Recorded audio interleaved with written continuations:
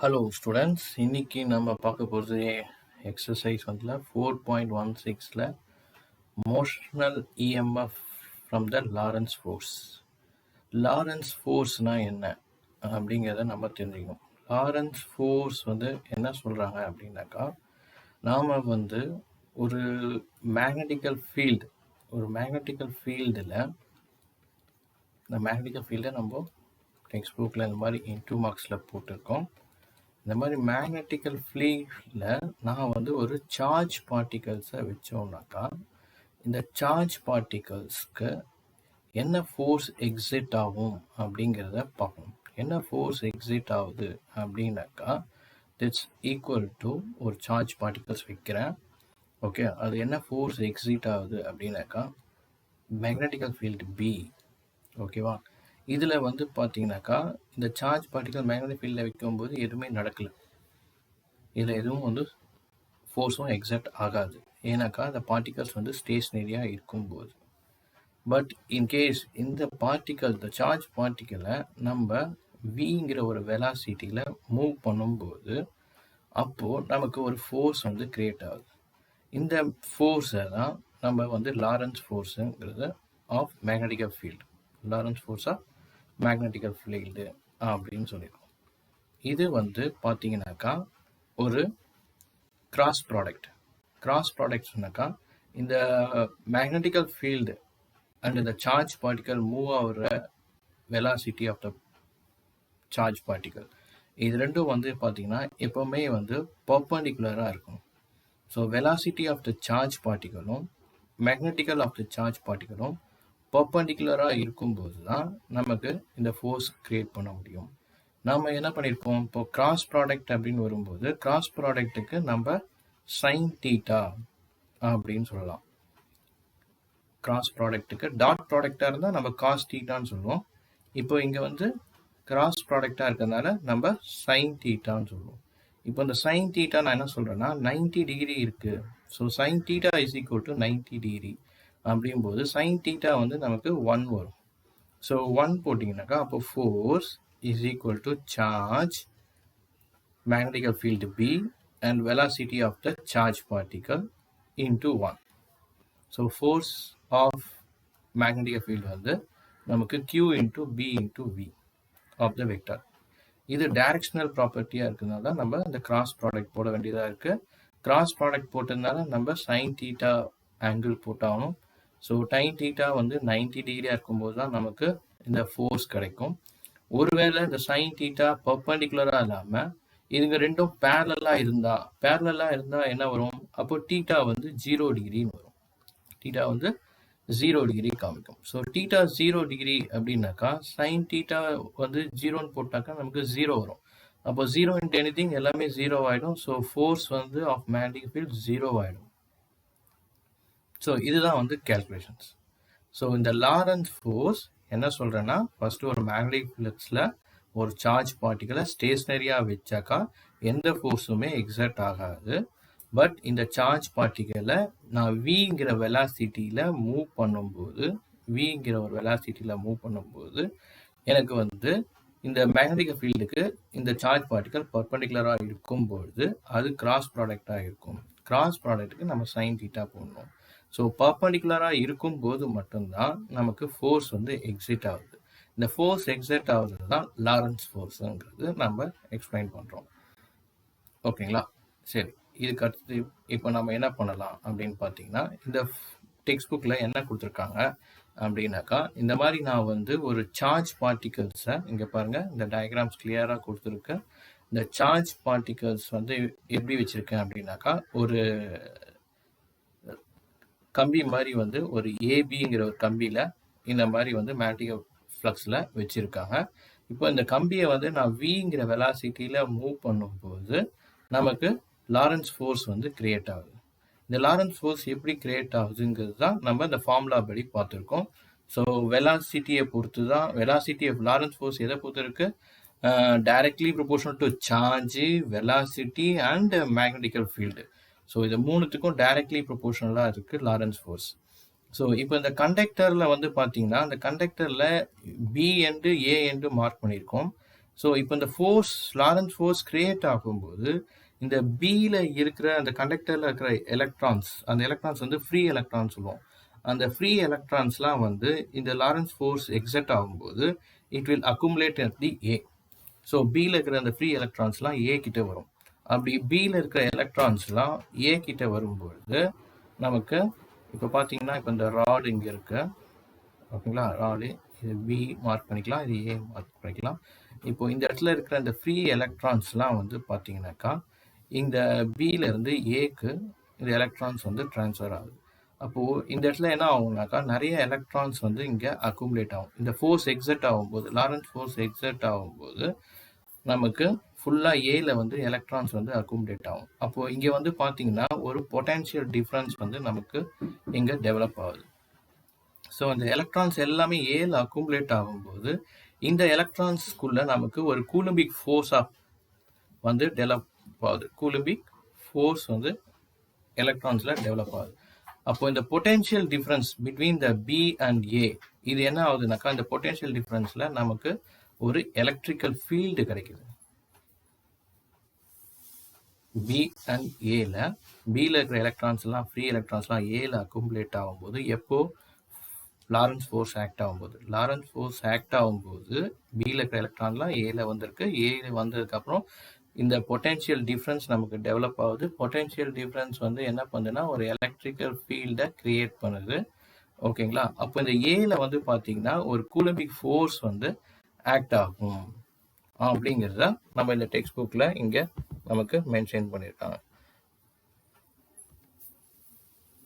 So இங்கே பார்த்தீங்கன்னா action of Lorentz force is to accumulate free electrons at the end of A. The accumulation of free electrons produces potential difference along the direction of BA. So due to the electrical field, அப்போ ஒரு electrical field develop ஆகுது. அதே சமயத்தில் நமக்கு இந்த இடத்துல coulombic force வந்து stopping at the free electrons along the ஏபியில் வந்து நமக்கு ஒரு கூலம்பிக் ஃபோர்ஸ் ஆஃப் அட்ராக்ஷன்ஸ் வந்து டெவலப் ஆகுது.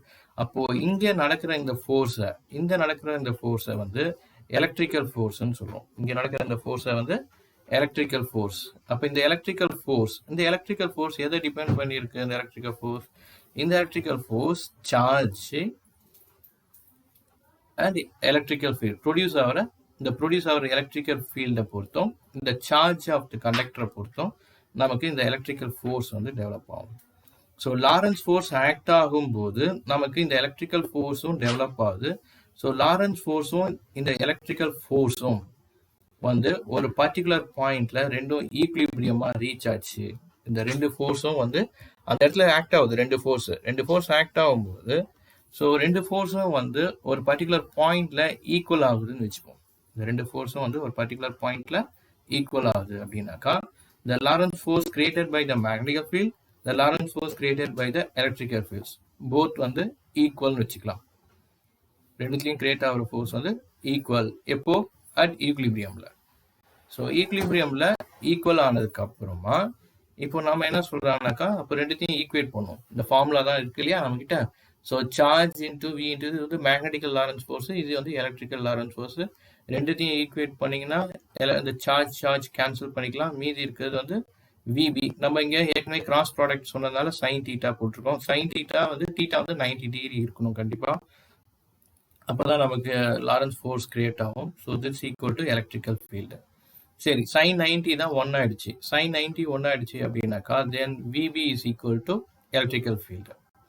So velocity magnetical field is directly proportional to electrical field. எவ்வளோ வெலாசிட்டி இருக்குது அந்த ராடுக்கு, அப்புறம் எவ்வளோ மேக்னெட்டிக் ஃபீல்டு இருக்கோ அவ்வளோ எலக்ட்ரிக்கல் ஃபீல்ட் ப்ரொடியூஸ் ஆகும். ஸோ நம்ம என்ன சொன்னோம், அந்த ஆக்சுவலாக அந்த பொட்டென்ஷியல் டிஃப்ரென்ஸ் வந்து பிக்கும் ஏக்கும் வந்து டெவலப் ஆகுது. அந்த பொட்டென்ஷியல் டிஃப்ரென்ஸை வந்து நம்ம வின்னு வச்சுக்கலாம். ஸோ வி வோல்டேஜ் வந்து என்ன சொல்லலாம், வோல்டேஜை வந்து எலக்ட்ரிக்கல் ஃபீல்ட் இன்டூ அந்த length of the conductor. Voltage என்ன சொல்லலாம்க்கா, electrical field into length of the conductor. ஓகேங்களா? ஸோ அப்போ இதில் நமக்கு இ வேல்யூ என்ன வந்திருக்கு, இ வேல்யூ வந்து நமக்கு வெலாசிட்டி இன்டூ அந்த மேக்னெட்டிக்கல் இண்டெக்ஸ். ஸோ வெலாசிட்டி வந்து பார்த்தீங்கன்னாக்கா அப்போது velocity into magnetic flux electrical ஃபீல்டுக்கு ஈக்குவல் ஆகும். இப்போ நம்ம வோல்டேஜ் கண்டுபிடிக்கணும். அப்போ இந்த E உடைய வேல்யூ அப்படியே இங்கே சப்ஸ்டிட் பண்ணலாமா? E உடைய வேல்யூ சப்ஸ்டிட் பண்ணா V is equal to velocity into B and the length of the conductor. So இப்போ வோல்டேஜ் கண்டுபிடிச்சாச்சு. வோல்டேஜ் வந்து VB, அது வந்து BVL எழுதிக்கலாமா? So EMF of the rod, EMF of the rod வந்து பார்த்தீங்கன்னா EMF of the rod வந்து BLVன்னு வரும். EMF of the rod வந்து BLV வரும். ஓகே, ஸோ இப்போ EMF of rod, இந்த EMF எப்படி வந்ததுனாக்கா moments of the rod. So moments of the ராட்னால நமக்கு EMF வர்றதுனால இதை என்ன சொல்றாங்கனாக்கா motional EMF. EMF the rod வர்றதுனால இதை வந்து மோஷனல் EMFன்னு சொல்லுவாங்க. ஓகேங்களா, இப்போ எனக்கு ஒரு ஐடியா வந்திருக்கு. இந்த மோஷனல் EMF இதை என்ன பண்ணலாம்னாக்கா பொட்டென்ஷியல் டிஃப்ரென்ஸ் வந்து ஏக்கும் பிக்கும் டெவலப் ஆகுது. ஓகேங்களா, ஸோ இந்த பொட்டென்ஷியல் டிஃப்ரென்ஸை நம்ம என்ன பண்ணுறோம்னா இந்த ஏபியை அப்படியே ஒரு சர்க்கியூட் மாதிரி கனெக்ட் பண்ணலாமா? ஏ அண்ட் பியை ஒரு சர்க்கியூட், பி தான் அந்த எலக்ட்ரிக்கல் ராடுன்னு வச்சுப்போம். இந்த electrical rod so A and பின்னு இருக்கு. ஸோ ஏ அண்ட் பியை வந்து அப்படியே ஒரு ரெசிஸ்டாரோட கனெக்ட் பண்ணிக்கலாம். ஒரு ரெசிஸ்டாரோட கனெக்ட் பண்ணிங்கனாக்கா இப்போ ஏ அண்ட் பியில் பொட்டென்ஷியல் டிஃப்ரென்ஸ் வந்து வருது. ஓகே, ஸோ அதை நான் ரெசிஸ்டாரோட கனெக்ட் பண்ணிக்கிறேன். அப்போ எனக்கு இஎம்எஃப் வந்து இஎம்எஃப் நமக்கு என்ன கொடுத்துருக்கோம்? பிஎல்வின்னு கொடுத்துருக்கோம். இஎம்எஃப் இஸ் ஈக்குவல் டு பிஎல்வின்னு கொடுத்துருக்கோம். இங்கே வந்து பார்த்தீங்கன்னாக்கா நம்ம என்ன பண்ணியிருக்கோம்னாக்கா ஆரோட கனெக்ட் பண்ணியிருக்கோம். ஓகேங்களா, ஸோ அப்போ பிஎல்வி வந்து ஒரு ரெசிஸ்டாரோட கனெக்ட் ஆச்சுன்னா நம்ம ஐ கண்டுபிடிக்கலாமே. I is equal to BLV by R. So இதை இப்படியும் கண்டுபிடிக்கலாம். இந்த டைரக்ஷன் கண்டுபிடிக்கணும் அப்படின்னாக்கா டைரக்ஷன் கண்டுபிடிக்கிறதுக்கு நம்ம right hand thumb rule use பண்ணலாம். டைரக்ஷன் கண்டுபிடிக்கிறதுக்கு நம்ம right hand thumb rule use பண்ணலாம். ஸோ லாரன்ஸ் ரூல், இந்த லாரன்ஸ் ஃபோர்ஸை நல்லா பார்த்துங்க. நம்ம என்ன சொல்லியிருக்கோம்னாக்கா ஒரு கண்டக்டரை ஒரு மேக்னெட்டிக் ஃப்ளக்ஸில் வச்சு விங்கிற வெலாசிட்டியில் மூவ் பண்ணும்போது ப்ரொடியூஸ் ஆகிறது லாரன்ஸ் ஃபோர்ஸ்ன்னு சொல்லியிருக்கோம். ஓகேவா, இப்போது இது வந்து நம்ம டெக்ஸ்ட் புக்கில் கொடுத்துருக்குறது. இப்போ நம்ம இதை வந்து ஒரு ப்ராக்டிக்கலாக அப்ரோச் பண்ணலாம். ப்ராக்டிக்கலாக நம்ம எப்படி அப்ரோச் பண்ணலாங்கிறத பார்க்கலாம். நான் ப்ராக்டிக்கலாக அப்ரோச் பண்ணும்போது நான் என்ன பண்ண போகிறேன்னாக்கா ஒரு மேக்னெட்டிக் ஃப்ளக்ஸை கிரியேட் பண்ண போகிறேன். என்கிட்ட இந்த ராடு ஒன்று இருக்குது. ஸோ ராடை மூவ் பண்ணதுனால எலக்ட்ரிக்கல் ஃபீல்டு டெவலப் ஆச்சு. ஓகேங்களா, இப்போ இது எல்லாமே வந்து எனர்ஜி கன்வர்ஷன் தான். நம்ம என்ன தெரிஞ்சுக்கலாம், எனர்ஜி வந்து ஒன் ஃபார்ம்ல இருந்து இன்னொரு ஃபார்ம் ஆஃப்க்கு மாற்ற முடியும். ஸோ இப்போ இவங்க வந்து டெக்ஸ்ட் புக்கில் என்ன கொடுத்துருக்காங்கன்னா மேக்னெட்டிக் ஃப்ளக்ஸ் அந்த ராடை வந்து மூவ் பண்ணுறதுனால லாரன்ஸ் ஃபோர்ஸ் வந்து டெவலப் ஆகுது, அதனால எலக்ட்ரிக்கல் ஃபீல்டு ப்ரொடியூஸ் ஆகுதுன்னு சொல்லியிருக்காங்க. இப்போ நான் என்ன பண்ண போகிறேன், என்னோட எக்ஸ்பெரிமெண்ட்டில் மேக்னெட்டிக் ஃப்ளக்ஸ் கிரியேட் பண்ண போகிறேன். இந்த ராடை வந்து வச்சுக்கலாம் ஸ்டேஷனரியாக. ஆனால் நான் அது எலக்ட்ரிக்கல் ஃபீல்டு கொடுக்கறதுக்கு பதிலாக இப்போ நான் எலக்ட்ரிக்கல் ஃபீல்டு கொடுக்க போகிறேன். நான் எலக்ட்ரிக்கல் அதாவது டெக்ஸ்ட் புக்கில் இதை ரொட்டேட் பண்ணால் எலக்ட்ரிக்கல் ஃபீல்டு கிடைக்கும்னு சொல்லியிருக்காங்க. நல்லா கவனிச்சிக்க, டெக்ஸ்ட் புக்கில் ராடை ரொட்டேட் பண்ணால் எலக்ட்ரிக்கல் ஃபீல்டு கிடைக்கும்னு சொல்லியிருக்காங்க. என்னோட எக்ஸ்பெரிமெண்ட்டில் இப்போ நான் என்ன பண்ண போகிறேன்னா எலக்ட்ரிக்கல் ஃபீல்டை கொடுக்க போகிறேன், ராடு வந்து ரொட்டேட் ஆக போகுது. எலக்ட்ரிக்கல் ஃபீல்டை கொடுக்கும்போது ராடு வந்து ரொட்டேட் ஆக போகுது. இது ஜஸ்ட் ஒரு எனர்ஜி கன்வர்ஷன் தான். மற்றபடி இது வந்து நம்ம ப்ராக்டிக்கலாக நம்ம பண்ணுறதுக்காக அதே லாரன்ஸ் ஃபோர்ஸ் தான் இங்கே அப்ளை பண்ண போகிறேன். ஸோ இதை வந்து எப்படி பண்ணலாங்கிறத பார்க்கலாம். இங்கே பாருங்கள், இப்போ லாரன்ஸ் ஃபோர்ஸ் வந்து பார்த்தீங்கன்னாக்கா the force experience by a charge particle moving in a space when both electrical and magnetical field so exist ஆகிற ஃபோர்ஸை தான் வந்து லாரன்ஸ் ஃபோர்ஸ்ன்னு சொல்கிறோம். ஒரு சார்ஜ் பார்ட்டிக்கலில் எலக்ட்ரிக்கல் ஃபீல்டையும் மேக்னெட்டிக் ஃபீல்டையும் வைக்கும்போது நமக்கு லாரன்ஸ் ஃபோர்ஸ் வந்து கிரியேட் ஆகுங்கிறது தான் இதோடைய டெஃபினிஷன்ஸ். ஸோ டெஃபினிஷன்ஸ் பார்த்துங்க, லாரன்ஸ் ஃபோர்ஸ். இப்போது நான் என்ன பண்ண போகிறேன்னாக்கா ஒரு மேக்னெட்டிக் ஃப்ளக்ஸை கிரியேட் பண்ணுறதுக்காக ஒரு பேப்பரில் ஒரு பட்டன் மேக்னெட்ஸ், இந்த பட்டன் மேக்னெட்ஸை இந்த பேப்பரில் ஃபிக்ஸ் பண்ணி வச்சுருக்கேன் பாட்டமில். இந்த மேக்னெட்டிக் ஃபீல்டை கனெக்ட் பண்ணுறதுக்கு 2 ராட் ஃபிக்ஸ் பண்ணியிருக்கேன். இந்த 2 ராடும் வந்து மேக்னெட்டிக் ஃப்ளக்ஸை இந்த ஏரியாவில் ஃபுல்லாக அக்குமுலேட் பண்ணணும். இப்போ என்ன பண்ணியிருக்கேன், ஒரு ராடு ஒன்று எடுத்திருக்கேன். இந்த ராடு வந்து பார்த்தீங்கன்னாக்கா இந்த லென்த்தில் இருக்குது. ஆக்சுவலாக இது கூட ஒரு பட்டன் வந்து கனெக்ட் பண்ணியிருக்கேன், பிளாஸ்டிக் பட்டன். அது வந்து இந்த மேக்னெட்டிக் ஃப்ளக்ஸில் ரோல் ஆகிறதுக்காக இந்த மாதிரி ஃப்ரீயாக ரோல் ஆகும். இப்போ இந்த மேக்னெட்டிக் ஃப்ளக்ஸு கிரியேட் பண்ணி வச்சுருக்கோம், ராடு கிரியேட் பண்ணி வச்சுருக்கேன். ஓகே, இப்போ வந்து இந்த மூமெண்ட்ஸ் கண்டுபிடிக்கிறதுக்கு நாம் என்ன பண்ணலான்னாக்கா உங்களுக்கு டவுட்டாக இருந்தால் எப்படி எலக்ட்ரிக்கல் ஃபீல்டு மூவ் ஆகும், எப்படி மேக்னெட்டிக் ஃபீல்டு மூவ் ஆகும் அப்படிங்கிறத நம்ம ரைட் ஹேண்ட் தம்ப் ரூலை வச்சு நம்ம கண்டுபிடிக்கலாம். ரைட் அண்ட் த்ரம் ரூல் இந்த மாதிரி வச்சுங்க. மூவ்மெண்ட்ஸ் வந்து இந்த டைரக்ஷனில் மூவ் ஆச்சுன்னா அப்போ எலக்ட்ரிக்கல் ஃபீல்டு எந்த டைரக்ஷன் போகும், மேக்னெட்டிக் ஃபீல்டு எந்த டைரக்ஷன் போகுங்கிறது நம்ம தெரிஞ்சிருக்கோம் ரைட் அண்ட் ரூலில். ஸோ இப்போ இந்த ராடோடைய இந்த 2 டீப்பில் இந்த மேக்னெட்டிக் ஃப்ளக்ஸில் நான் இப்போ என்ன பண்ண போகிறேன்னா கரண்ட் வந்து அப்ளை பண்ண போகிறேன். கரண்ட் அப்ளை பண்ணால் இந்த ராட் வந்து மூவ் ஆகுதா இல்லையாங்கிறத நம்ம தெரிஞ்சுக்கலாம். ஓகேங்களா? ஸோ பாருங்கள், இப்போ நான் வந்து இதில் கரண்ட் அப்ளை பண்ணியிருக்கேன். கரண்ட் அதுலேருந்து வரணும் அப்படின்னு டெக்ஸ்ட் புக்கில் கொடுத்துருக்காங்க. ஆனால் நாம் என்ன பண்ணுறோன்னா கரண்ட்டை கொடுக்குறேன். ஒரு 10 வோல்ட்டு 4 ஆம்ப்ஸ் செட் பண்ணுறேன். இந்த 10 வோல்ட்டு 4 ஆம்ப்ஸ் கரண்ட் செட் பண்ணி வச்சுருக்கேன் இந்த மேக்னெட்டிக்கல் ஃபீல்டில். இப்போ பாருங்கள், ராட் வந்து அழகாக ரொட்டேட் ஆகுது. ஸோ ராடோடைய மூமெண்ட்ஸை வச்சுக்கிட்டு நம்ம எந்த டைரக்ஷனில் இஎம்எஃப் டெவலப் ஆகுது, எந்த டைரக்ஷனில் மேக்னெட்டிக் ஃபீல்டு டெவலப் ஆகுதுங்கிறது ரைட் அண்ட் தம் ரூல் வச்சு நம்மளால ஈஸியாக கண்டுபிடிக்க முடியும். ஸோ இந்த ராட் வந்து இப்படி ரொட்டேட் ஆகும்போது அதில் பாருங்கள் ஒரு ஃபயர் வந்து ஹீட் வந்து ப்ரொடியூஸ் ஆகும். எந்த ஒரு எனர்ஜி கன்வர்ஷன் பண்ணும்போதும் கண்டிப்பாக வந்து ஹீட் ப்ரொடியூஸ் ஆகும். அது வந்து ஹீட் லாஸாக தான் வெளியே வரும். இது நம்ம இப்போ அடுத்த செக்ஷனில் எட்டி கரண்ட்டுங்கிறத பார்க்க போகிறோம். ஸோ அதுக்கு இதை பேஸ்மெண்ட்டாக வச்சுக்கோங்க. ஸோ இது மாதிரி வந்து ஃபயர் ப்ரொடியூஸ் ஆகுது. பட் நமக்கு இந்த சாப்டரில் இந்த கண்டென்ட்டில் இந்த ராட் வந்து எப்படி மூவ் ஆகுதுங்கிறது பாருங்க. ஸோ எனக்கு 2 டைரக்ஷன் கரண்ட்டை நான் மாற்றி கொடுத்த உடனே இந்த டைரக்ஷனில் ரொட்டேஷன் இருக்குது. கரண்ட் போலில் மாற்றி கொடுத்துருக்கேன், இந்த டைரக்ஷனில் மூவ் ஆகுது. ஸோ இது வந்து நம்ம அழகாக இந்த சிம்பிள் எக்ஸ்பெரிமெண்ட்ஸில் நம்ம லாரன்ஸ் ரூலை நம்ம தெரிஞ்சுக்கலாம். இதை உங்கள் வீட்லேயும் நம்ம செஞ்சு பார்க்க முடியும். ஓகே, ஸோ லாரன்ஸ் ரூல்னால் இப்போ உங்களுக்கு ஒரு நல்ல ஐடியா கிடச்சிருக்கும்னு நினைக்கிறேன். ஏதாவது டவுட் இருந்ததுன்னா நீங்கள் திரும்ப இதை வீடியோவில் போட்டு பார்க்க முடியும். ஸோ இதில் நமக்கு இப்போ டெக்ஸ்ட் புக்கில் ஒரு ப்ராப்ளம்ஸ் கொடுத்துருக்காங்க. இந்த ப்ராப்ளத்தையும் நம்ம ஃபினிஷ் பண்ணிடுவோம். என்ன கொடுத்துருக்காங்கன்னா conducting rod of length, conducting rod கொடுத்துருக்காங்க. முதல்ல வந்து ப்ராப்ளம்ஸ் வந்து சால்வ் பண்ணும்போது கொடுத்துருக்க டேட்டாவை பாருங்கள். டேட்டா வந்து ரொம்ப முக்கியம் கலெக்ட் பண்ணுறதில்ல. ஒன்றுமே இல்லை, ப்ராப்ளம்ஸ் பொறுத்த வரைக்கும் கொஞ்சம் கான்செப்ட், அதுக்கப்புறம் அந்த கிவன் டேட்டாஸில் கொடுத்துருக்க டேட்டாஸு, அதுக்கப்புறம் நமக்கு அந்த ஃபார்முலா தெரிஞ்சிருக்கணும். கான்செப்ட், ஃபார்முலா தெரிஞ்சிருக்கணும், டேட்டாவை கொடுத்துருக்கிறது என்ன டேட்டா கொடுத்துருக்காங்கிறது தெரிஞ்சிருக்கும். இது 3 தெரிஞ்சிச்சுன்னா எந்த ஒரு ப்ராப்ளத்தையும் நம்ம ஈஸியாக சால்வ் பண்ண முடியும். ஸோ அதனால் இப்போ நாம் என்ன பண்ண போகிறோம்னா இப்போது லாரன்ஸ் ஃபோர்ஸாக ஒரு ப்ராப்ளம் வந்து என்ன கொடுத்துருக்காங்க பார்க்கலாம். நல்லா பாருங்கள். கண்டக்டிங் ராடோட லென்த்து கொடுத்துருக்காங்க. பார்த்தாலே தெரியுது லென்த்து 0.5 m. ஸோ எல்லு தான் லென்த்து, அதை நோட் பண்ணிக்கலாம். Falls freely from the top of the building of the height. ஏதோ ஒரு பில்டிங்லேருந்து 7.2 மீட்டர் ஹைட் இருக்கான் அந்த பில்டிங். ஸோ அதுலேருந்து அது கீழே விழ போகுது. வேறு த ஹரிசாண்டல் காம்பனன்ட் ஆஃப் எர்த்தே வந்து ஒரு மேக்னெட் தான். ஸோ அந்த எர்த்தோட மேக்னெட்டிக் ஃபீல்டு கொடுத்துருக்காங்க. If the length of the rod வந்து பர்பண்டிகுலர் டு எர்த், பர்பண்டிகுலர் தான் விழுது. பர்பண்டிகுலர் விழுந்ததுன்னா கண்டிப்பாக நமக்கு லாரன்ஸ் ஃபோர்ஸ் கிடைக்கும்.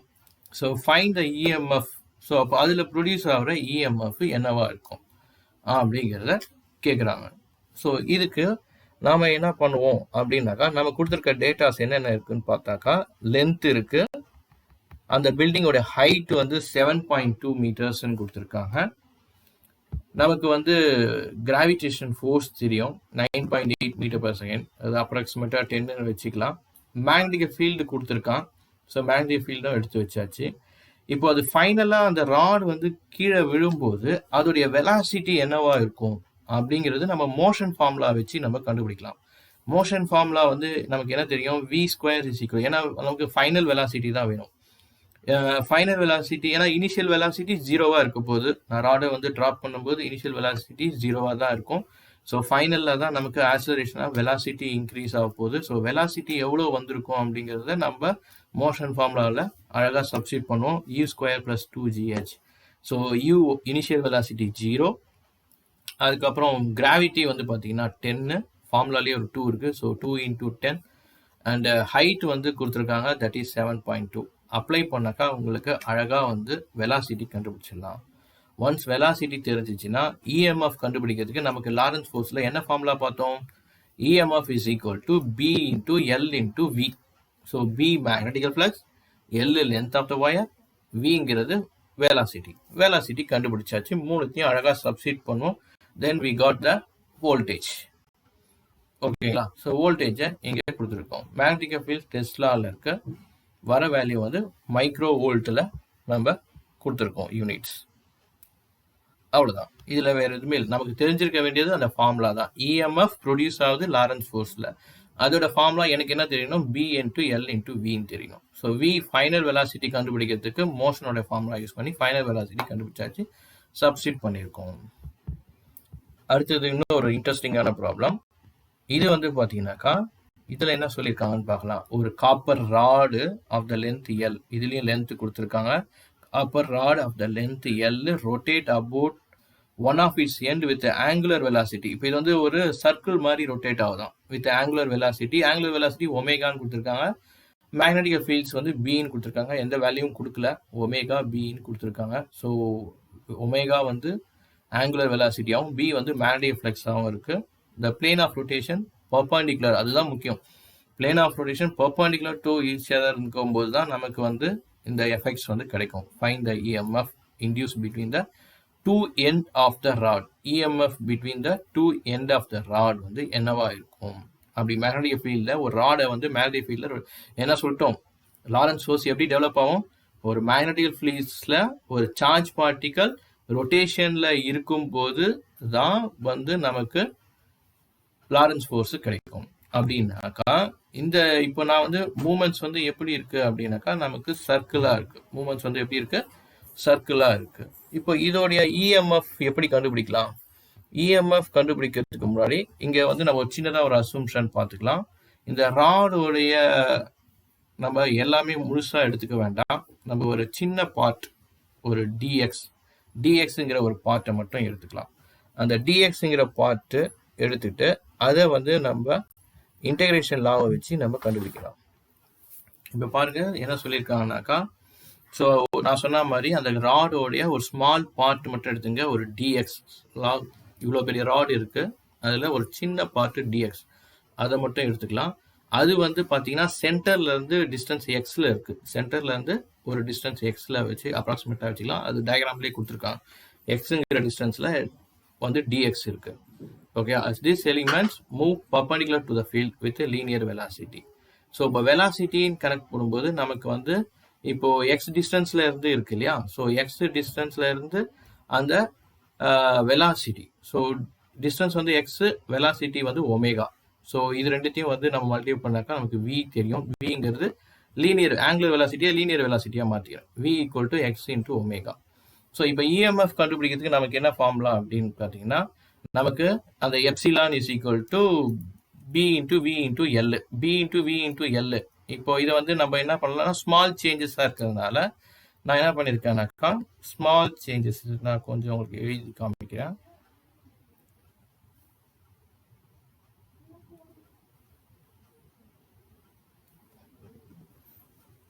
ஸோ நமக்கு வந்து தெரிஞ்சிருக்கிற formula epsilon is equal to B into V into L. But நம்ம என்ன பண்ண போறோம்னா ஒரு ஸ்மால் சேஞ்சஸ் தான் பார்க்க போகிறோம். அதனால டி எப்சிலான் எழுதிக்கிறோம். டி எப்சிலான் போட்டு B into V into L. எல்ல வந்து என்ன பண்ணிக்கலாம், ஸ்மால் போர்ஷன். எல் வந்து ஸ்மால் போர்ஷன், அதை டிஎக்ஸ்ன்னு வச்சுக்கலாம். ஓகேங்களா? இப்போ இந்த டி எப்சிலான் பி, வி எதான் என்ன சொல்லியிருக்கோம்னாக்கா எக்ஸ் ஒமேகான்னு சொல்லியிருக்கோம். So X omega DX. So இப்போ நான் என்ன பண்ண போகிறேன், இதை இன்டெகிரேட் பண்ண போகிறேன். இன்டெகிரேட் பண்ணாக்கா நமக்கு ஸ்மால் சேஞ்சஸ் வேல்யூ நமக்கு கிடைக்கும். அப்படி இன்டெகிரேட் பண்ணாக்கா இந்த பியும் ஒமேகாவும் கான்ஸ்டன்ட்டு. ஸோ பி ஒமேகாவை கான்ஸ்டண்ட்டாக எடுத்துக்கலாம். மீதி இருக்கிறது எக்ஸ் டிஎக்ஸ். எக்ஸ் டிஎக்ஸை இன்டெகிரேட் பண்ணுவோம். எக்ஸ் டிஎக்ஸை இன்டெகிரேட் பண்ணுறான். அப்படி எக்ஸ் டிஎக்ஸை இன்டெகிரேட் பண்ணாக்கா எக்ஸை இன்டெகிரேட் பண்ணால் நமக்கு என்ன கிடைக்கும்? ஆக்சுவலாக நான் வந்து பி இன்ட்டு ஒமேகா வச்சுக்கலாம். எக்ஸை இன்டெகிரேட் பண்ணாக்கா X square divide by 2. Okay, டிஎக்ஸை இன்டெகிரேட் பண்ணால் 1 ஆகிட போகுது. ஸோ இப்போ எஸ் ஸ்கொயர் பை 2. ஆனால் இன்டெகிரேஷனுடைய லிமிட் நமக்கு தெரியணும் இல்லையா? லிமிட் வந்து 0லேருந்து எல் லென்த் வரைக்கும் இருக்குன்னு வச்சுக்கலாம். 0லேருந்து எல் வரைக்கும் இருக்குன்னு வச்சுப்போம். ஓகேங்களா டிஸ்டன்ஸு? ஸோ ஓகே, இப்போ என்ன பண்ணலான்னாக்கா சப்ஸ்டிட் பண்ணுங்க. எக்ஸ் ஸ்கொயருக்கு பதிலாக இப்போ higher limit minus lower limit. Lower limit 0 ஆயிடுச்சு. ஸோ அதனால் அதை பற்றி பிரச்சனை இல்லை, லோயர் லிமிட்டை விட்டுடுங்க. So B omega. அப்போ வெறும் வந்து எக்ஸ் ஸ்கொயருக்கு பதிலாக நான் எல் ஸ்கொயர்னு போட்டுக்கிறேன். எக்ஸ் ஸ்கொயருக்கு பதிலாக எல் ஸ்கொயர் டிவைட் பை 2. அப்போ எல் ஸ்கொயர் டிவைட் பை 2ன்னு போட்டிங்கனாக்கா நமக்கு என்ன வரும்? 1/2 பி ஒமேகா எல் ஸ்கொயர்.